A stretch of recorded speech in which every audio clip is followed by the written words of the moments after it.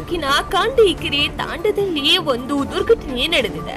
ಹೌದು, ಬಂಜಾರ ಸಮಾಜದ ಬಡ ರೈತರು ಹಲವು ದಶಕಗಳಿಂದ ಉಳುಮೆ ಮಾಡಿಕೊಂಡು ಬದುಕು ಸಾಗಿಸುತ್ತಿದ್ದರು.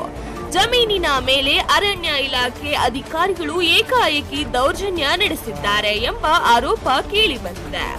ಯಾವುದೇ ಮುನ್ನೋಟಿಸ್ ನೀಡದೆ ಸುಮಾರು 40ರಿಂದ 50 ಪೊಲೀಸರ ಭದ್ರತೆಯಲ್ಲಿ 16 ಜೆಸಿಪಿ ಯಂತ್ರಗಳೊಂದಿಗೆ ಅಧಿಕಾರಿಗಳು ಸ್ಥಳಕ್ಕೆ ದಾಳಿ ನಡೆಸಿದ್ದು, ಫಸಲಿಗೆ ಬಂದಿದ್ದ ಅಡಿಕೆ ಮರಗಳು ಸೇರಿದಂತೆ 100 ಎಕರೆ ಜಮೀನನ್ನು ತೆರವುಗೊಳಿಸಿರುವ ದೃಶ್ಯಗಳು ರೈತರ ಕಣ್ಣೀರನ್ನು ತರಿಸುತ್ತಿವೆ.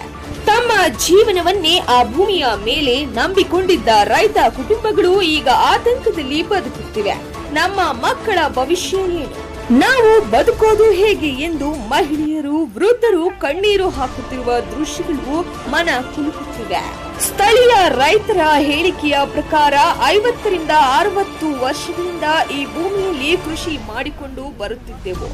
ಆದರೆ ಈಗ ಯಾವುದೇ ಅವಕಾಶ ಕೊಡದೆ, ಪ್ರತಿಭಟನೆಗೂ ಅವಕಾಶವಿಲ್ಲದೆ ಅಧಿಕಾರಿಗಳು ಕ್ರಮ ಕೈಗೊಂಡಿದ್ದಾರೆ ಎಂದು ಆಕ್ರೋಶ ವ್ಯಕ್ತಪಡಿಸಿದ್ದಾರೆ. ಇನ್ನೊಂದು ಕಡೆ ಹರಪನಹಳ್ಳಿ ವಿಧಾನಸಭಾ ಕ್ಷೇತ್ರದ ಶಾಸಕಿ ಲತಾ ಅವರಿಗೆ ಹಲವು ಬಾರಿ ಮನವಿ ಸಲ್ಲಿಸಿದರೂ ಯಾವುದೇ ಸ್ಪಂದನೆ ಸಿಕ್ಕಿಲ್ಲ ಎಂದು ರೈತರು ಆರೋಪಿಸಿದ್ದಾರೆ. ಈ ಭಾಗದ ರೈತರ ದುಸ್ಥಿತಿ ಇನ್ನಷ್ಟು ದುಃಖಕರವಾಗಿದೆ.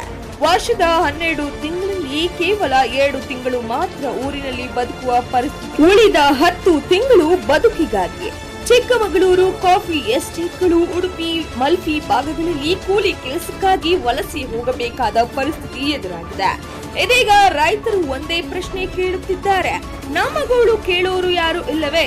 ಈ ಬಡ ಕುಟುಂಬಗಳಿಗೆ ನ್ಯಾಯ ಸಿಗುತ್ತದೆ? ಸ್ಥಳೀಯ ಮುಖಂಡರು, ಜನಪ್ರತಿನಿಧಿಗಳು ಹಾಗೂ ಸರ್ಕಾರ ಈ ಕುಟುಂಬಗಳ ನೆರವಿಗೆ ಬರಬೇಕೆಂದು ಒತ್ತಾಯ ಇದೀಗ ತುಂಬಾನೇ ಜೋರಾಗಿದೆ.